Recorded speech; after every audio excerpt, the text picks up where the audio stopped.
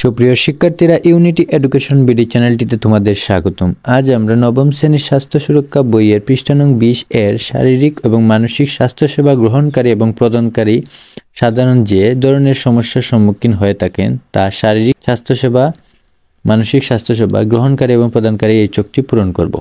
তাহলে চলো আমরা এখন এই চোখটি পূরণ করি।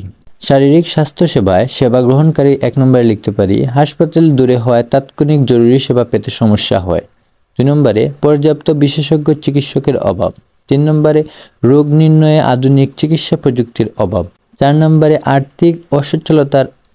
5 নম্বরে বেশিরভাগ সময় মানসম্মত শারীরিক স্বাস্থ্যসেবা পাওয়া যায় না। শারীরিক স্বাস্থ্যসেবা সেবা প্রদানকারীতে 1 নম্বরে লিখতে পারি সেবা গ্রহণকারীর তুলনায় সেবা প্রদানকারীর সংখ্যা কম হওয়ায় রোগী দেখতে অনেক সময় লেগে যায়। 2 নম্বরে আধুনিক চিকিৎসা প্রযুক্তির অভাবে সঠিকভাবে রোগ নির্ণয় করা সম্ভব হয় না। 3 নম্বরে অনেক সময় সঠিকভাবে রোগের বর্ণনা না করতে পারার কারণে রোগ নির্ণয় করতে সমস্যা হয়। মানসিক স্বাস্থ্যসেবায় 1 নম্বরে লিখতে পারি মানসিক স্বাস্থ্যসেবায় দক্ষ চিকিৎসকের অভাব। 2 নম্বরে মানসিক চিকিৎসা কেন্দ্রে পরিমাণ কম হওয়ায় চিকিৎসা নিতে শহরে যেতে হয়।